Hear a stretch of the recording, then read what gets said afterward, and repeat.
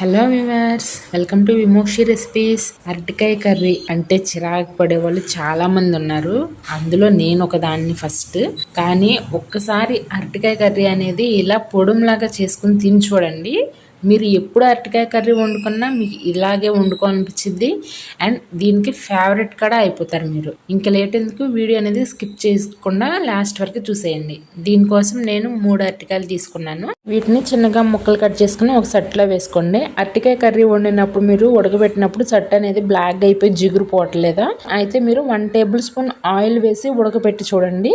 ఇది జిడ్డు అనేది ఉండదు, పోతుంది. ఇప్పుడు ఒక 10 మినిట్స్ మీడియం ఫ్లేమ్లోనే ఉడకబెట్టుకుని పక్కన పెట్టుకోండి. ఇప్పుడు పోపు కోసం ఒక బాండీ పెట్టుకుని దాంట్లో ఆయిల్ వేసుకుని, ఆయిల్ హీట్ అయిన తర్వాత 4 వెల్లుల్లి రెబ్బలు దంచి వేసుకుని, అలాగే పోపు దినుసులు వేసుకుని ఒక రెబ్బ ఎండుమిర్చి కూడా వేసుకోండి. ఇప్పుడు దీంట్లో ఒక 10 నుంచి 15 పలుకులు జీడిపప్పు తీసుకోండి. టేస్ట్ అనేది సూపర్గా ఉంటుంది. అలాగే ఒక రెబ్బ కరివేపాకు వేసి ఇవి దోరగా వేగిన తర్వాత సన్నగా తరిగిన ఉల్లిపాయ, పచ్చిమిర్చి, సన్నగా తరిగిన కొత్తిమీర, అలాగే 1 టేబుల్ స్పూన్ పసుపు వేసి వీటన్నింటిని లో ఫ్లేమ్లోనే ఒక 2 మినిట్స్ మగ్గించుకోండి. ఇంకో సైడ్ మనం ఈ ఉడికిన బనానా ఉన్నాయి కదా, ఇవి తొక్క తీసేసుకుని ఇలా చిన్న చిన్నగా ముక్కలు కట్ చేసుకుని పక్కన పెట్టుకోండి.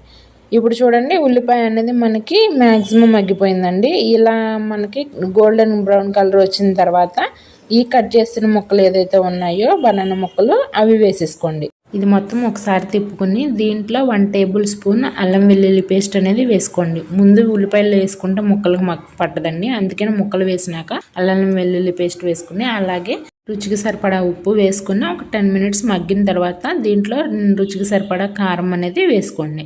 ఇప్పుడు స్టవ్ని లో టు మీడియం ఫ్లేమ్లో అడ్జస్ట్ చేసుకుంటూ ఈ ముక్కలన్నిటిని ఇలా స్మాష్ చేసుకుంటూ ఒక 10 మినిట్స్ పాటు మగ్గించుకోండి. అప్పుడు మనకి పొడుములాగా బాగుంటుంది. మీరు అలా ముక్కలుగా ఉంచుకున్నా పర్వాలేదు. ఇప్పుడు మగ్గిన తర్వాత మనం దీంట్లో 1 టేబుల్ స్పూన్ గరం మసాలా వేసుకుని లాస్ట్లో సన్నగా తరిగిన కొత్తిమీర వేసుకుని గార్నిష్ చేసుకోండి. చూసారు కదా, ఈ కర్రీ మనం రసంలో తిన్నా నంచుకున్నా బాగుంటుందండి. రసం కావాలంటే కింద లింక్ పెట్టాను, చెక్ చేయండి. మీకు నచ్చితే కింద కామెంట్ చేయండి. Thank you for watching. Please subscribe my channel.